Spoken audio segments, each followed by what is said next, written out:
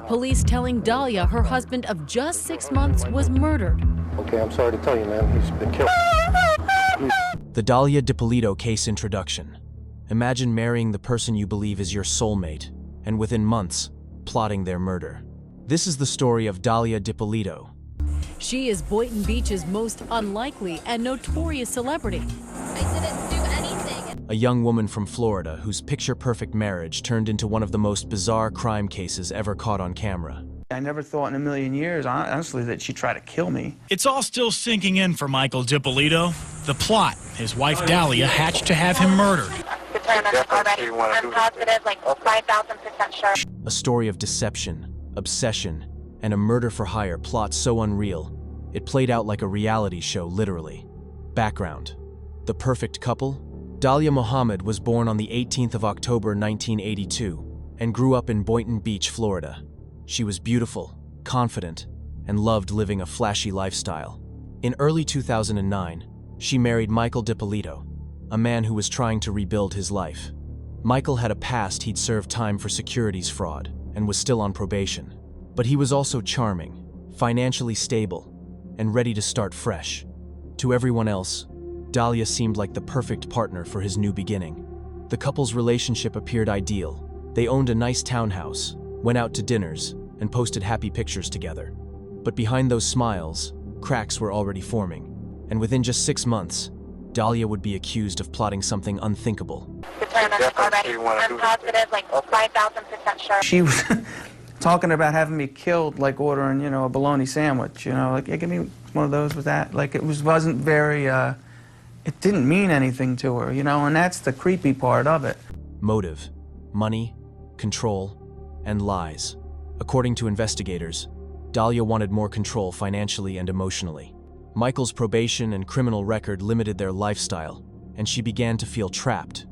She says Mike failed to mention he was a convicted felon. Years ago, he'd been to prison for fraud after scamming investors out of tens of thousands of dollars. But instead of leaving, she started planning. She reached out to an ex-boyfriend named Mohammed Shihadeh and asked him for help, not to talk, but to find a hitman. Shocked, Mohammed went straight to the Boynton Beach Police Department. From that moment on, police decided to play along, setting up one of the most unbelievable sting operations ever caught on film: the Sting Operation. In late July 2009, police arranged for Mohammed to meet Dalia in a gas station parking lot. Hidden cameras captured her calmly discussing how she wanted her husband killed. 2 days later, Dalia met the supposed hitman, who was actually an undercover police officer. She sat in his car, explaining where her husband lived, his daily routine, and the best time to do it. Then came the moment that made headlines. One of those men is in the front seat of this car. Your life straight after this, seriously, don't ever do this, And they're not talking about the weather. Killing somebody, come on. I mean, that's, nobody's gonna be able to point a finger at me. When the officer asked how sure she was about going through with it, Dalia replied, "I'm like 5,000% sure." Determined already. I'm positive, like 5,000% sure. She handed him cash, a photo of Michael, and promised more payment after the job was done. That was all police needed. With everything on tape, they decided to stage a fake murder scene with help from the TV show Cops, which just happened to be filming with the local department at the time. The fake crime scene. On the morning of August 5th, 2009, police set up a fake crime scene at the Dippolito's townhouse.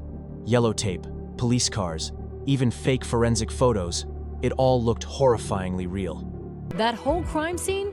It's fake. Police claim Dalia ordered a hit on her husband and that they have hidden camera video to prove it. When Dalia returned home from the gym, officers told her that her husband had been shot. She broke down in apparent grief, Okay, I'm sorry to tell you, man. He's been killed.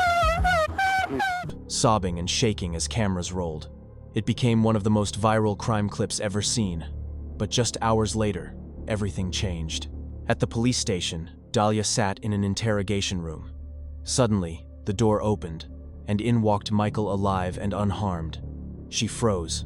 The officers then told her the truth. Her husband wasn't dead. The entire thing had been a setup. Her attorney, Brian Claypool, says Dalia is the innocent victim of a fame-hungry police department. This case is about a police department that tossed her under the bus for purposes of getting fame on a cops TV show. He points to that now infamous moment when police staged a fake crime scene and told Dalia Dippolito that her husband was dead. And she was under arrest for solicitation of first-degree murder. Dalia says it was all part of a plan she hatched with her then-husband, Michael Dippolito, and former lover, Mohammed Shahadi, to get famous. So this was acting? But prosecutors say that was no act and allege she promised to pay this undercover cop posing as a hitman to kill her husband of 6 months. Trials and twists. The case went viral instantly. Footage from cops, interrogation tapes, and sting videos flooded the internet. In 2011, Dalia went to trial.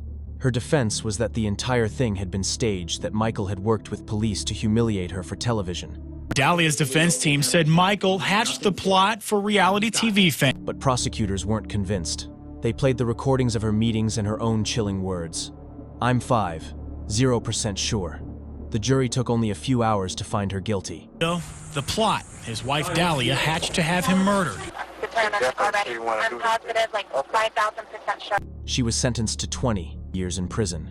However, her lawyers appealed, arguing that the jury selection had issues. They won a new trial. Taking the stand for the first time since her arrest in 2009 and her conviction in 2011. I was accused of something that I didn't do. The second trial ended in a mistrial after jurors couldn't reach a verdict. But in 2017, a third trial was held. Once again, Dalia was found guilty and sentenced to 16 years in prison. Looks like it's all over for the newlywed accused of hiring a hitman to do away with her husband. We find the defendant guilty of solicitation to commit first-degree murder.